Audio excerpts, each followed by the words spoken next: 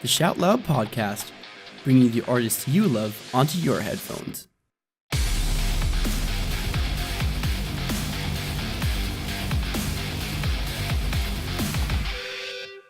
All right. Hi, Tom. Thanks for sitting down with me during the interview. How are you today? I'm very well, thank you, man. How are you? Oh, I'm good as well, thank you. How's tour been so far? How's the album? How did it come across live? It's been amazing, to be honest. Like way better than we thought it was going to. Because it's the first time we've really done anything as a headline band. We did a couple of release shows for the previous record, but we already had another tour booked for like a few weeks later, so we couldn't do anything extensive. So we weren't really sure how it was going to go down, but obviously like quite a few of the shows are sold out, and they've all been busy, and it's gone down really well. And the same with the record. We weren't really sure. We knew that we had a little bit of time off last year, and we wanted to use it kind of to the best of our ability. So we decided to do a record rather than just having a couple of weeks off. So. But we didn't really have any expectation of it coming out. We didn't think, oh my god, this has to be the best thing in the world or anything. We just wanted to kind of write some more music and record it, and that's kind of how that came about. And yeah, it's come out and it's been really cool. All right, well done, cool. I heard you have a special history with the MTC here as well. Like, it was one of the first German shows that sold out or something? Yeah, so it was on the Burn Down Alaska and Acres tour, 2016. We played here. It was the last show of that tour. And it sold out. It was I'm pretty sure it was the first sold out show we played in Germany. Probably the first sold out show we played anywhere, to be honest. Cool. Amazing. Yeah, it was insane. It was like the first time that like we really experienced the kind of how manic it could be and things. So we've been looking forward to coming back for a long time, and we've been working with Bax for ages as well. I'm pretty sure he's kind of in this area of Germany, kind of Hannover and Cologne. He's always been the promoter of our shows, so we're always kind of really happy to work with him. We know he's a great guy, and he always looks after us really well. So, all right, cool. How are the differences like when you play in England, where I don't know, probably more people know you than here in Germany? Is it more wild over there or here? How's that? To be honest, we're probably better known in Germany than we are in the UK, because we play mainland Europe more often than we play the UK. I said we've probably played kind of Cologne, Oberhausen more often than we've played South Wales. So, to be honest, yeah, we generally see a kind of a better reaction out here. But like I said, we play London tomorrow, and that's sold out as well, which we were incredibly surprised about. And a lot of the other shows have done really well, so we're kind of really looking forward to getting back. Like I said, on the last tour, we only did 3 headline shows in the UK. So this is the first chance we've really had to kind of go back to a lot of the venues that we've supported bands in and kind of see how we do on our own. All right, cool. Yeah, let's talk a bit more about the new record. Like, it takes a more softer approach to the whole thing. And why did you choose to do it like that? It wasn't really a conscious choice. We didn't sit down and say, oh, we're gonna dial it back a bit, we're gonna write a softer record. It was just kind of during the writing process, that's how it came out, and that's the way we've always really written music. We've never sat down as a band and said, oh, we're gonna write 10 post-hardcore songs, or we're gonna write 5 hardcore punk songs and 5 kind of melodic hardcore songs, anything like that. We've just sort of written whatever we felt was comfortable and just worked with the best of what we had. So yeah, that's just how it kind of, the difference between this record and the first one. With the first album, we wrote a lot of it as a unit, so in a practice room, we just kind of wrote it very, very organically. And then when we got to the studio, it was a much more segregated process in finishing it off, because we weren't all able to be there at the same time together, just because of work commitments and other things. So when it came to finishing the record, we kind of did our individual bits, and it took its own sort of life in the studio, because it was done on a very isolated basis. Whereas with this record, it was kind of the other way around, because again, due to life commitments. I mean, obviously Liam had recently had a son, and just kind of the rest of us working and doing other things, we weren't able to spend that time together and really write it as a collective. So a lot of the kind of the key elements of it were produced either kind of on an individual basis or on kind of smaller groups, or kind of me and Toby, or me and Adam, or kind of Adam and Max, or kind of they would write kind of in little bits and pieces. And it wasn't until we got to the studio that we did all spend the time. We spent the 2 weeks together as a group and really finished it off as a collective.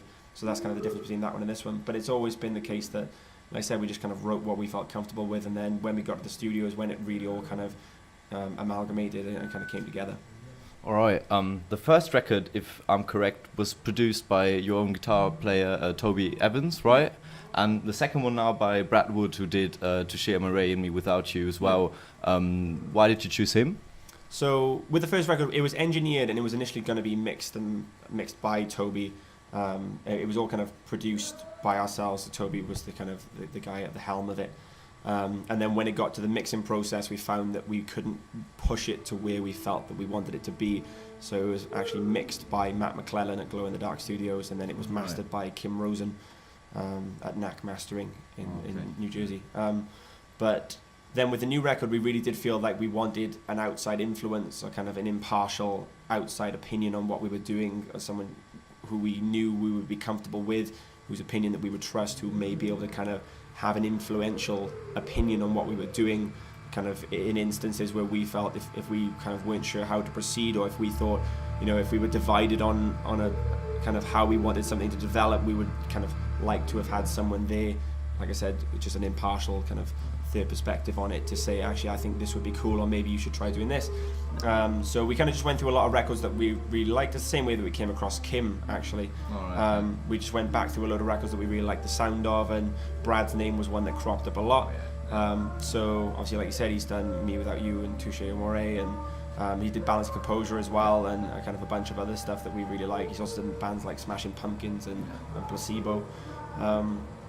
And yeah, he was the other thing, and he wasn't the only producer that we contacted, but with all of the other ones, I think we only contacted 4, so he was one of the first 4 we contacted.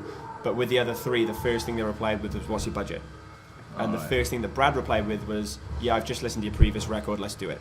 And then so he was much more concerned about the quality of the content we were producing rather than how we were going to fund it. And again, we said to him, would you be happy to fly to the UK and do it here with us? Because we have access to like a world-class studio with Mono Valley. A plethora of incredible records have been made there. Would you be happy to fly in and do it here with us? And yeah, he's just absolutely, that'd be great. I'd love to do that. So the reason we did it that way was because if we decided, because he's based in California, we would need to pay for work visas to go out there and stuff, and it kind of, the expense just extrapolates so quickly. But yeah, he said he'd love to come over here and work with us. So again, he stayed, produced the record with us in-house at Mono Valley, then just took it back to his studio in California to mix it, and then it was sent to one of his long-term friends, Emily Lazar, to master. But yeah, he made the process incredibly smooth, and like I said, he wasn't forceful with his opinion. He didn't kind of push his view or like really kind of steer it in his own direction. He was just sort of a diluted influence in the background. So when we got to a point where we said, "Oh, we think we're done with it," he would kind of come in and say, "Well, have you considered maybe you could add this in?" So he was influential with a lot of the percussion on the record, and also like the piano and kind of just different layers and things, just like synthesizers and particularly like guitar effects and things that perhaps we wouldn't have considered, but he was very well versed in. He only came across with, I think, 4 effects pedals. When he got the studio, he said, "I've used these 4 effects on pretty much every record I've ever done." He said they're very, very subtle, but I find that they do add a lot, and he said it kind of produces the sound that I like to make. And kind of when he said that initially, we were a bit like, "Oh, we're not too fussed, we kind of know what we like and stuff." And then as we sort of started adding the finishing touches, he'd be like, "Well, maybe you should add this in," and then it's the sort of thing that perhaps you wouldn't be able to specify on the record. So if we said, "Oh, kind of what do you think is happening in this section of this song?" you wouldn't be able to say, "Oh, there's an 80s Moog synthesizer running through a Strymon Big Sky pedal." Right. But if you took it away, you'd notice that it was missing. Yeah. So, and the same with like some of the percussion and bits and pieces. So he was very, very kind of beneficial in that sense. All right, cool. Yeah, it's funny because I realized, or I found that the new record sounded way more atmospheric and shoegazy, so to say, through the whole record, kind of. So yeah, that makes sense. Yeah. Right. And another thing I thought when I listened to the record was that it was a little bit inspired by the new Being as an Ocean record with the interludes and the post-rock song, the title track. Was that an inspiration, or is that just random? No, not really. Like I said, I mean, Toby listens to a lot of post-rock anyway, and there was an influence on the previous record. I mean, I listened to it as well, so bands like This Will Destroy You, and So I Watch You From Afar, and kind of a lot of bands in that vein. explosions in the sky, and so on. So, but between us, we do listen to a lot of kind of that genre, and it was just kind of, it's something we've always done live. So a good example would be there's a live video of like the whole show from the last time we were here in 2016, and between most of the songs there are instrumental interludes, and it's something that we've always done. It's just we'll take elements of the song that we're about to play and just kind of really strip them back, or kind of add kind of elements to them and make them into an interlude. And that was something we really wanted to drag over into the album to make it. We've always drawn the distinction between an album and a record, in the sense that we would find that an album is just sort of a random collection of pieces of work that are just stuck together, same like with a photo album. There's not necessarily any coherence between it. It's just a collection of things. Whereas with a record, we like to define it as being a cohesive piece of work, a kind of a single body that is designed to be listened to as a kind of a body of work rather than as singles. And we really wanted to kind of press that impression on the record, so that's where the kind of the instrumentals come through. So Morphine, for example, is just the lead guitar melody of Bruise played with a lot more delay in reverse. Ah, interesting. That's interesting. If you listen to it, if you kind of take the gap out of it, it does run perfectly into it because it's in exactly the same key and it is the same melody. But it's just kind of taking that and then amending it somehow so it becomes its own track, but then fits within the kind of the scope of the record. Yeah. All right, so let's talk a bit about the lyrics or the tracks themselves. I found the Phosphines and Fluorescence connection really interesting. Why did you choose those titles for the tracks? I mean, I've never been very good at titling songs. I generally just tend to pick a word or a group of words from a song. It's never been a kind of a conscious, oh, this is what I'm going to call this song, and then I write it sort of thing. It's I'll just kind of finish writing a passage and then say, oh, that word's cool, or I think that embodies what I'm trying to say, sort of thing. So it's with the new record. One thing so kind of to give a bit of background to the way I write, English and kind of English literature and creative writing were always my weakest kind of topics in high school, and kind of growing up academically, I was always kind of much more geared towards kind of mathematics and science and IT and that sort of thing. So then as I've got older, I've really sort of challenged myself, perhaps just out of intellectual insecurity, to really kind of diversify my vocabulary and kind of draw upon it as much as I possibly can. And the other side of that is that I never write about things in the moment, so I don't write about anything that I'm currently going through. I will wait until I've had the opportunity to really process that, both mentally and emotionally, and then write about things retrospectively.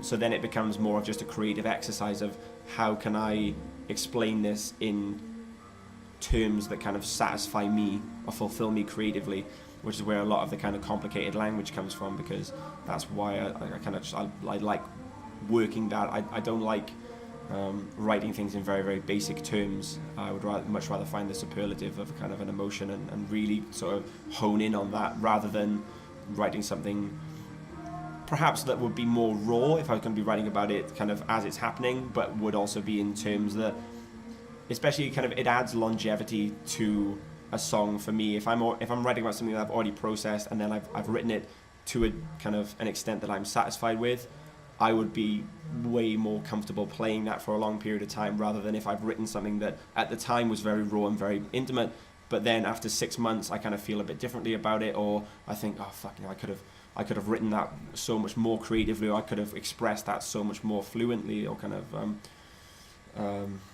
just with a kind of a better vocabulary than I did. So that's and I really kind of liked it. It just kind of same with mellifluous. Mellifluous is one of my favorite words, and it kind of describes a lot of the vocabulary that I use on the album.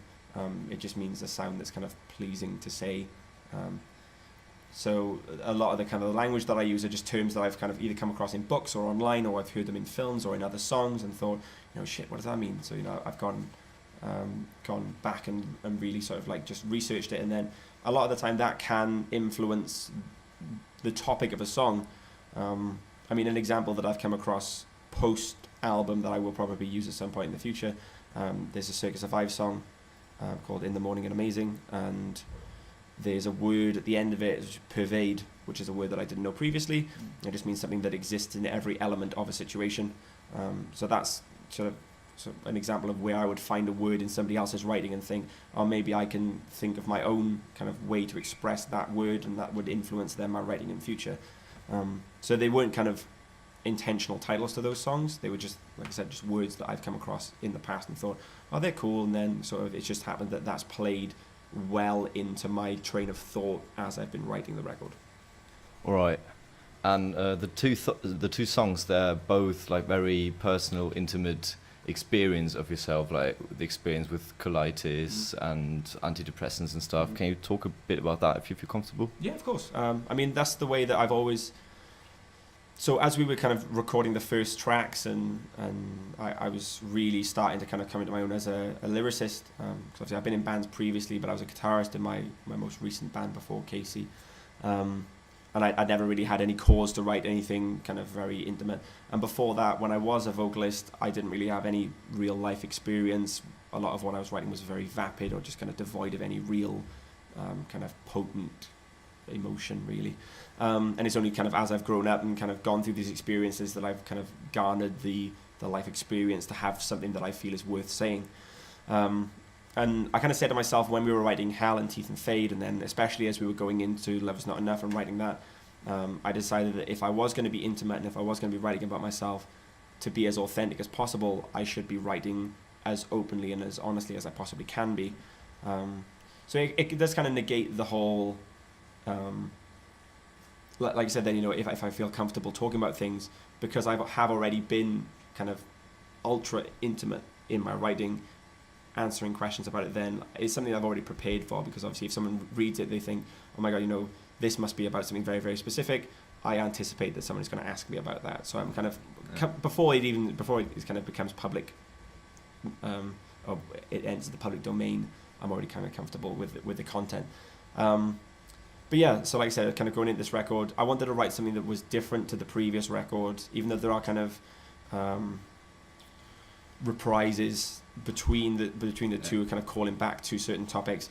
I wanted to kind of reach onto new subject areas and things, because I mean I could have just written another album about breakups and things, but it's kind of, and I know that when I was writing Love Is Not Enough, it's not a topic that has never been touched before. It's not like, oh my god, this is a perspective on love that no one's ever going to have heard, but it sort of is, because it's my perspective on it. So but then once I'd said that, I've already had my say, I've already done my bit, and kind of going back to it, I would have just been rehashing things that I'd already said. And like I said, in terms of the longevity of kind of enjoying what we're doing, it would have just become redundant. If we were going up and performing 13 songs about the same subject, I would have just got bored of it. Yeah.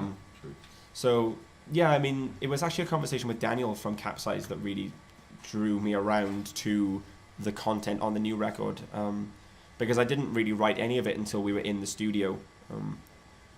Like I said, we finished everything off as a group, and until a piece of music is absolutely complete, I don't really like writing lyrics to it, just because the way that I construct lyrics and kind of the way that I kind of plan out a song, once I've written it, if it then changes, it becomes incredibly difficult for me to amend it accordingly. It's not the case that I can just be like, I'll just take that sentence out, because then the two passages don't connect and it becomes kind of disjointed and kind of it feels very patchwork. But yeah, so I think 2 or 3 days into the recording process, Capsize were playing in Cardiff, which is about 45 minutes from the studio we were in. So I went to hang out, because obviously we've toured with them a few times previously, and we're all friends. So I went to hang out with Daniel for a while before the show, and I was kind of discussing with him where he thought that I should go with the record, because I wasn't really 100% sold on any particular idea at that point. Like I said, I hadn't really started writing with any sort of focused intent at that time. And he was kind of saying, well, you know, you can write about anything. He said, we've just done a Drake cover for Pop Goes Punk, or whatever it is, Punk Goes Pop, whichever way around it is. And he was like, it doesn't really matter, the content is irrelevant, it's just how you perform it. And that really did kind of open up an avenue that I hadn't really considered, because I was saying, oh, you know, I kind of want to try and write something that isn't going to be completely alien to people, that they are going to be able to have some sort of purchase on, but at the same time isn't generic or kind of something that's been said over and over there, or could be written by anyone else other than me. And he said, well, you know, you should write just about whatever you want, like what's happening in your life. And then we had a conversation, and I kind of brought up all these kind of health issues, and he was like, you've got like a lifetime's worth of content there. You could just kind of drill into that and really do that. So I went back to the studio and started writing with that in mind, and sort of, like I said, looking at language that I thought might fit into that array of topics. And yeah, it became very, very easy for me to kind of write, because the way that I do it, like I said, I don't really write. I know a lot of kind of lyricists will kind of write and have a bank of songs that they can then just draw from or like pick pieces from, whereas I don't. I tend to find that I'll just write a lot in one go.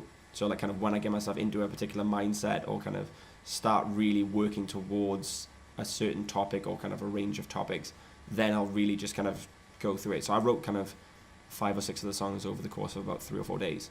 Yeah. Just because I was kind of in that mindset and I knew what I was talking about and kind of what sort of topics I really wanted to touch on, and then just it became very, very easy to sort of just pen it out. But yeah, it was just the kind of the case that I sort of went back across my life and thought, what are the major life events that I've been through that, like I said, remain personal to me or kind of have identity from me, but that I can dilute to the point that they become accessible from a third party perspective. And that's just kind of what I settled on. Just bits and pieces of that. All right, cool. One thing, when I listened to Phosphines, the chorus, the Esalazepine, Let the Phosphines Fade, I first thought it was a guest vocalist because I thought your voice was so fresh, so new, like in a new register and stuff. Did you take like vocal lessons, or did you just challenge yourself as a vocalist? Yeah, no, it was just kind of when we got in the studio, obviously we did all the clean vocal first, and Brad said, again, this was something that he was very influential in. After we recorded like 3 or 4 songs, he kind of pulled me into the control room and he was like, you realise that all of your melodies sound exactly the same? And I was like, no, they don't. Like, fuck off. Like, don't be so stupid. And then he played a couple back to me and he was like, they're not like exactly the same, but they're all just kind of very lullaby, just sort of like in a particular register and sort of just up and down and very pleasant to listen to, but sort of there's no real definition between them. Like if you listen to 3 or 4 of them in a row, it would be difficult to pick out and be like, oh, this is the song that I like from. So he's like, you should try something different. And I was like what? And sort of we worked on it together and sort of the keys and things, and he was just like, you know, see if you can manage that. And it was just a case of going back and forth and just trying it and then being like, okay, you know, let's just push it, let's do it. And obviously, like I said, we wanted it to be a record that it wasn't Love Is Not Enough. We didn't want it to be the same, and we wanted kind of to explore new avenues and try things. And I said, you know, even if it doesn't end up going on the record, I'd like to try it, just even if just for kind of future kind of reference. If we say on the next record, oh, actually no, I tried recording this piece on the previous record, and I know that I'm comfortable in that range. Because the one thing I was concerned about is that sometimes over the course of an extensive tour, the sort of higher register of my voice just started to diminish, because it's kind of the same register that my scream vocal uses. Obviously, if I get sick or if I kind of really push myself, like overwork myself, that's the sort of notes that tend to go. But kind of we just practiced it and sort of worked through it as best we could, and then kind of over the course of this tour, it's been absolutely fine. So we're I think I'd be comfortable doing more in the same range, or kind of even pushing myself further, kind of future, further down the line. All right, cool. I liked it a lot. Yeah. I liked it a lot. One last question about the last track on the album, Wound, which has this very personal, intimate monologue at the end. How does it feel sometimes to open up and tell pretty much the whole world about what's going on in your life? Does that scare you sometime, or is that just... Not particularly, no. Like I said, it's always been the case that from the start of Casey, I kind of really went into it with the mindset that, you know, if I'm going to open up, it'll be 100%. I'm not just going to kind of rein anything back. I'm not going to filter it. I'm going to kind of tell it as it is, and then that's just it. And I mean, I think the kind of over the course of the 3.5 years that we've been a band, we've always received a lot of very positive support, and kind of we've been kind of integrated into a culture of very, very kind of positive people, and kind of there's a great network of supportive people within our scene and kind of within the community that we sort of socialize. So it's always been the case that I've felt comfortable speaking very intimately about myself, with no kind of fear of repercussion or kind of ridicule or anything. I've always known that if I've spoken very openly about myself and my afflictions and my life, that people will take that in a positive manner, and they will kind of respect it to a degree. And so yeah, I mean, the monologue at the end of Wound, it wasn't actually there initially. it was kind of just an instrumental outro, and then Brad again was kind of saying, you know, it does feel a bit short, just kind of with just the screen bit. Do you want to kind of think about putting something over the end? He said maybe just a refrain, something to repeat over the end. And I was like, okay, you know, I'll go back to my room and I'll listen to it over and over, and I'll see what comes to me. And he said, that's fine, you know, just take your time and kind of see what comes out of it. And then went back to my room and just listened to it a couple of times, and I just started kind of writing this essay. And then before I knew it, I had like a 350 word paragraph that I was just like, oh, you know, just came back down, showed it to Brad, and he was like, you've just written this. And I was like, yeah. I said, I've listened to it over and over, and that's just naturally kind of, it's just a stream of consciousness, what came out of my head. And that's what I think we should put at the end of the record. And he was like, if that's what you want to do, let's do it. And just kind of ran through it a few times recording it. Sort of, he wanted to change a few of the inflections and kind of the way that I kind of pronounced a few of the words and bits and pieces. But for the most part, it was very natural, just sort of me, like I said, talking over the end of the album and sort of just giving an overview of everything that came before it, and sort of just rounding it off very kind of conclusively, kind of leaving way for like I said, the next progression that the band goes through. Yeah. All right, perfect. So yeah, thanks for the interview. That's fine, man. Thanks for talking to me, and enjoy the show. Thanks a lot, man. Cheers. Thanks for listening to our podcast. If you'd like to stay informed about your favorite artists, then go check us out on our website or social media. The links are in the description box. Cheers, and until next time.